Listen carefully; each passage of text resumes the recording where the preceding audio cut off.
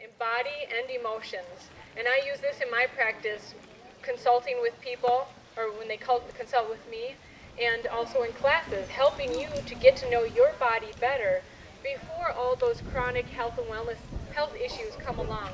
And if you do have issues, to understand your body and approach it in a natural way. So much of our life in the modern medicine that we see is about forcing the body to do something. In my practice and in my belief, I found that it's very, very helpful if we get to understand our bodies and then approach our bodies in a very gentle, compassionate way and go, okay, body, what is it that you want? What do you need, and how can I provide that for you so that you're a happy body? Because we're in our bodies 24/7, and our bodies work very hard for us, so it's very well worth it to serve our individual selves. So this may seem totally abstract, and you may have seen my artwork over there. You may say, well, she's the artist, so that's why she's way out here on cloud 9 or whatever. And yes, in some ways that is. But we use those kinds of phrases in our language. We actually use body typing in our day-to-day life. Out on cloud 9, someone who's in cloud 9 is kind of air-headed, right? That's one of the body types that I describe, is an air-type person. Or you may know someone who's hot-headed, right? We all know those types. And that's another body type, is the fire-type person. Or we have a person that's very grounded, and they're just very homey. And not like homey, but like homey. They love being at home and taking care of people. And that's the earth type. And we also have the water type. And the water type tends to work its way into multiple types of people. But a very watery person is someone that just flows with life. Or if they're upset, they give you the cold, stern face. Because water has 3 states, right? Water is a gas. It can be a gas, it can be a liquid, and it can be a solid in ice. So a water type has these different dimensions. So I've given you a little bit of the verbiage that we actually use in our language, and in many languages you'll hear this kind of thing. It really illustrates that it is so common in our life today. So what I'll do is show you a few examples of people. And if you have questions like, well, what am I? I always get that question, what am I? I'm really careful not to say you are this or you are that, because that would make you feel like, well, I'm this way forever.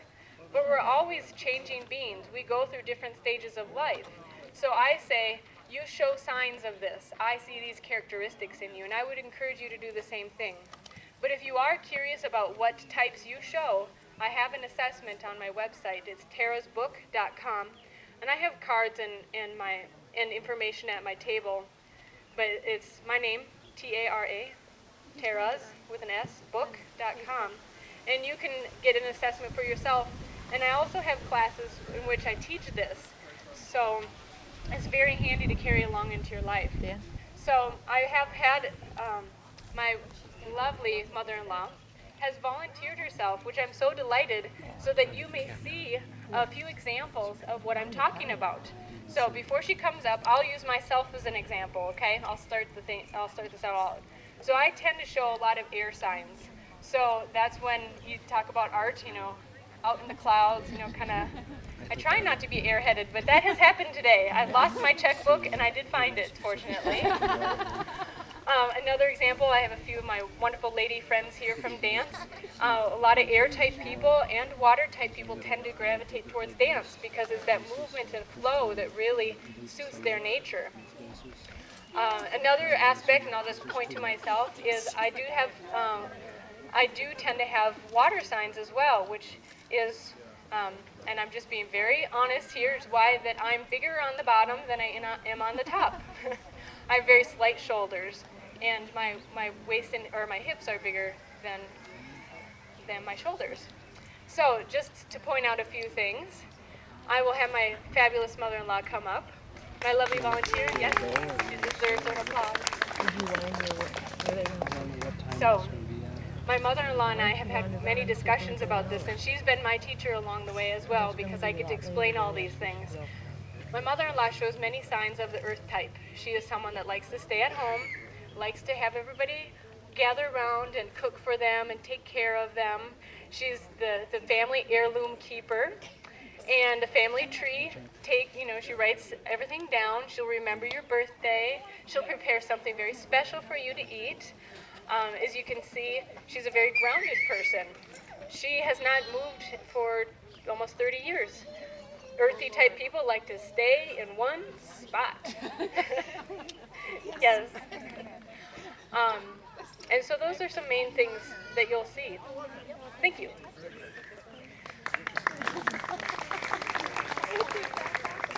So, just a few more quick things. A fire type, my husband has a lot of the fire tendencies, and he's the director putting on a lot of this stuff.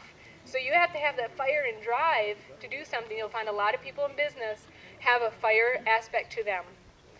So you really, understanding the body typing, and I use the elements earth, wind, air, and fire. No, not wind, sorry. I should know these, but when I say them out loud, I get lost. The air gets to me. Anyways, water. Thank you. My grounded husband reminds me. Is extremely helpful in understanding your own health, why certain conditions are happening and how to relieve them. And in exercise and in dealing with people, you'll wonder, why am I bashing heads with that one person? Usually it's two fire types having conflict. So there are many ways that we can use it. I do teach about health and wellness and the other ways that we can use this in our lives in my classes. And this is not something that's new. I do teach it in a unique way. This is not something new. It's been used since ancient Greece, ancient India, China, all over the world, in Egypt. And good practitioners will use this concept to understand you and working with you rather than just prescribing a remedy. So it's been a pleasure. Do please stop by at my booth when you're all done, and I look forward to seeing you around.